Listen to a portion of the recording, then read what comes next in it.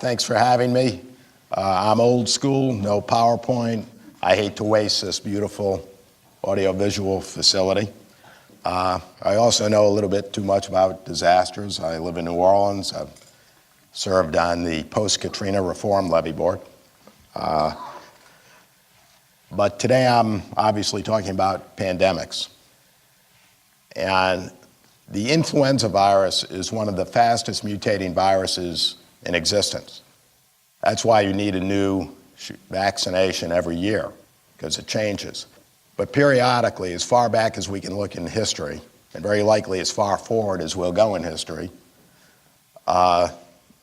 a new virus will jump species. All influenza viruses originally started out in birds. When that new virus enters the human population and begins to pass between people, that's when you have a new pandemic. We have no way of knowing whether the next one will be exceedingly mild, such as in 2009, or whether it will be like 1918, or conceivably worse. Right now, there are 2 avian viruses that have, in the last 15 years, infected over 2,300 people, and their case mortality is 45%, which is pretty scary. Now, the death toll, another way to scare you, in 1918, if you adjust for population, would be about the equivalent of 225 to 450 million people today. And modern medical care would certainly be able to cut that death toll, but it wouldn't come even close to cutting it to zero or anything like that. For one thing, until you have an effective vaccine, which would take a minimum of 6 months, you don't have any drugs that are very effective against influenza. So anybody with viral pneumonia would be exactly in the same situation as 1918. You have intensive care units, but those beds are extremely limited. In terms of secondary bacterial infections, which killed most of the people in 1918, even today, with ICUs, with the best of modern medical care, the case mortality is about 8%. And if a pandemic strikes, with today's just-in-time economy, you're not going to have air traffic controllers, truckers, production workers. That just-in-time economy is going to break down. You're going to run out of antibiotics. You're going to run out of syringes. You're going to run out of hospital gowns, gloves, basically everything, as will, in healthcare or the general economy. So medicine is going to go backwards in a large pandemic. It's also going to strike everybody pretty much at the same time. So you're not going to get help from the outside. Each community is going to be pretty much on its own. In a moderate pandemic in the United States, there would be somewhere between 60 and 100 million people sick enough to require medical care. So again, you can see how many ICU beds are going to be filled or available. A tiny, tiny infinitesimal fraction, and how many nurses and doctors are going to be out sick to take care of them. Worldwide, it would be probably as much as 2 billion people. So it pretty much sets us back in some ways to where we were in 1918, which means you've got to look at that to extract every lesson you possibly can. The first lesson is that we really need a universal vaccine, one that would work against all influenza viruses. Historically, this has not been a high priority for funding. West Nile used to get more funding than vaccine research for influenza. The highest death toll annually for West Nile in the US was 284 people. Influenza, seasonal influenza, kills between 3,000 and 56,000. But West Nile was getting more funding. So to the extent that you have any political juice, tell your representatives, put the money where it could do some good. So if we go back towards 1918, you do have some tools that you could use. And there has been developed by CDC and others, and I was part of the initial thinking on this, what are called non-pharmaceutical interventions. What you do when you don't really have any drugs that are going to work, NPIs for short. And NPIs and risk communication are very closely linked. You cannot get public compliance with NPIs, much less sustain public compliance, because these things last for weeks when it's in a community, not a couple of days, unless you have outstanding risk communication. I tend to dislike the phrase risk communication because I think it implies managing the truth.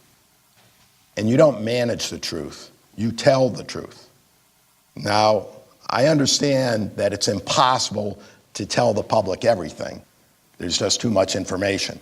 But when you decide what message you are putting out, you have to approach it from the perspective that you're giving them the maximum. You're not trying to outsmart them. You're not trying to condescend to them. When you do that, you are going to lose them. In 1918, chiefly because of the war, people did not tell the truth. The disease was known as Spanish flu. National public health leaders called it ordinary influenza by another name. And this was echoed locally. And this false reassurance quickly became counterproductive. And I'll tell you how extreme it got. In Philadelphia, for example, when they closed schools, churches, theaters, saloons, canceled all public meetings, the paper actually said this was not a public health measure. Well, how stupid did they think people were? In Little Rock, a doctor reports his hospital is closed, doctors and nurses are dead, there are, quote, miles of double rows of cots, everywhere there is only death and destruction. What did the Arkansas Gazette in Little Rock say? Quote, Spanish flu is plain la grippe, same old fever and chills, unquote. People knew it wasn't plain old la grippe. I believe that society is built on trust. The lies destroyed the trust in the authority, and without trust, society began to disintegrate. It was an incredibly alienating experience. As I think most of you know and would agree with, in most disasters, the best in people routinely come out. In 1918, this was not the case. To quote one person, it kept people apart. You had no school life. You had no church life. You had nothing. It completely destroyed all family and community life. People were afraid to kiss one another. People were afraid to eat with one another. It destroyed those contacts and destroyed the intimacy that existed amongst people. In many localities, both rural and urban, there were reports of people starving to death, not because there was any lack of food, but because not only their neighbors, but even their relatives, even sisters, were afraid to bring them food. It became so bad that Victor Vaughan, who was a sober, serious scientist, not given to overstatement, said, if this continues for a few more weeks, civilization could easily disappear from the face of the earth. Now, you might think that is entirely because of the disease fear, but I think it was closely related to the messaging. And there's one example, an outstanding example, with a different message and a totally different experience, and that was San Francisco, which had a big full-page ad signed by the mayor, the city council, business leaders, trade union leaders. Huge type said, wear a mask and save your life. As a matter of fact, masks didn't do any good. But that was they didn't know that. But the main thing is, it was a very different message than it's ordinary influenza by another name. And in San Francisco, it functioned. When they closed schools, the school teachers volunteered for everything from ambulance drivers to telephone operators. Nobody starved in San Francisco. They were extremely well organized, and I think it was definitely a function of that messaging.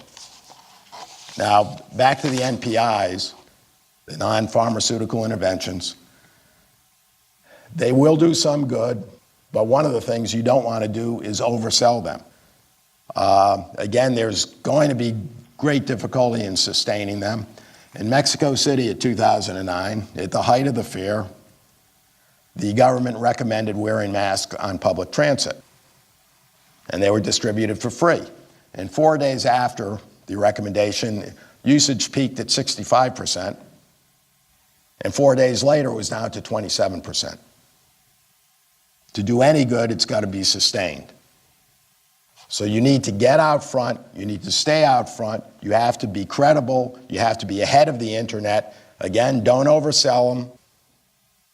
Probably the most positive statement you can make is, this will get better in 4 weeks and it'll be gone in 8 weeks. It's about the length of time it takes a disease to move through a particular community. So what can be accomplished with NPIs? You can take a little bit off the top, which means you save some lives. You can also lessen the stress on healthcare by stretching it out. And there are two classes of NPIs. One is social distancing, and the other involves personal acts. One thing, quarantine is totally ineffective and a large scale. That is not an NPI you ever want. And if any political leader suggests it, you need to push back hard. There's outstanding evidence, 1918, quarantine is useless. There are other diseases quarantine works for, not for influenza. One of the most obvious social distancing measures is things like telecommuting. Then you start getting into dicier ones, depending on the severity of the pandemic. CDC has developed a standard somewhat akin to the Safer-Simpson hurricane scale of what they'll recommend depending upon how severe, whether it's a Category 1, Category 5, et cetera. School closing is not so easy to pull off because, again, when you close a school, it's got to stay closed for weeks. What happens to the parents? Where do the kids go? If they're going to play together, it doesn't do any good. But that's one that, under certain circumstances, would be recommended. Then you get into even more stringent limits, ranging from up to closing churches, canceling sporting events. In 1919, they didn't play the Stanley Cup. These are things that will be guided by CDC. I would urge you to pay attention to their recommendations, but again, you are going to be on your own. The other issues are individual behavior. What you can do as yourself or advise your family, and of course, in terms of communication, tell the public what they can do to protect themselves. The first, which will work, but it's almost impossible to pull off, is sequestration. If you can somehow remove yourself from society for a period of weeks, that will protect you. But again, it's almost impossible to pull off because it has to be absolute. The second thing is masks. Masks to protect yourself from getting sick out in public are useless. That is a waste of time and effort. However, if you put a mask on someone who is sick, that will protect people who are around them because it will contain droplets. Now, is a parent going to put a mask on a sick child? Well, they might if it knows it will protect the rest of the family. Masks in the home when somebody is sick, for the healthy people, that's a limited usage, that might also be effective. But wide-scale public use of masks is not effective. There are other things that are good for any infectious disease, such as hand washing. Now, the fact is, most transmission of influenza occurs through aerosols. So hand washing is not going to affect that. However, some is hand to mouth or hand to eyes. The second thing is cough etiquette. That is not cough etiquette. You walk along, you open a door, somebody else comes by, opens the same door, rubs their eyes, they have just infected themselves. So coughing into your hand is not cough etiquette. Coughing into your elbow, that's cough etiquette. Now, it's fairly standard behavior. If your kid is sick, you keep them home. It is not standard behavior if you're sick to stay home. So adults have to stop trying to be heroes. If they are sick and they think they have influenza, they need to stay home for two reasons. Number one, it protects other people. Number two, it also protects them. You know, the most serious complication, but by no means the only one, of influenza is bacterial pneumonia. Your immune system is very weakened and particularly in the lung. And bacterial pneumonias develop over time. So if in any doubt on influenza, including seasonal influenza, not just the pandemic, stay home.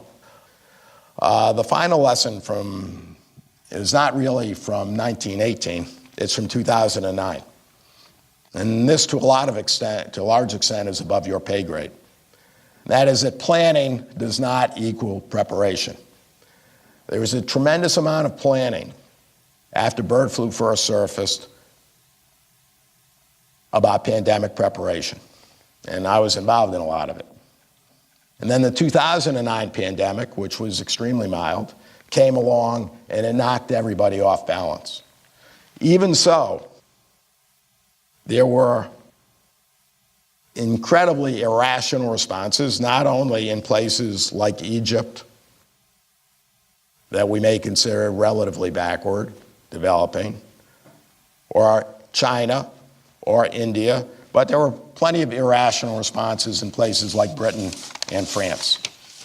And Brazil almost behaved to a certain extent in terms of messaging like 1918. They were telling lies, and they had some of the highest case mortality in the world in their southern states. And I think there's a linkage there. There was also, in Ebola, totally irrational responses that had nothing to do with public health proper practices. So the planning is going to be useless unless it's actually executed. And the decisions to do that is usually going to be made by a political leader whom emergency management experts report to.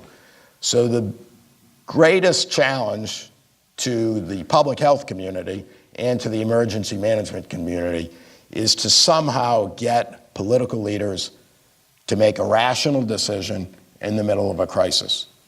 I don't have the answer to that, and that really depends on your ability to lead and get them to pay attention. Thank you. Any questions?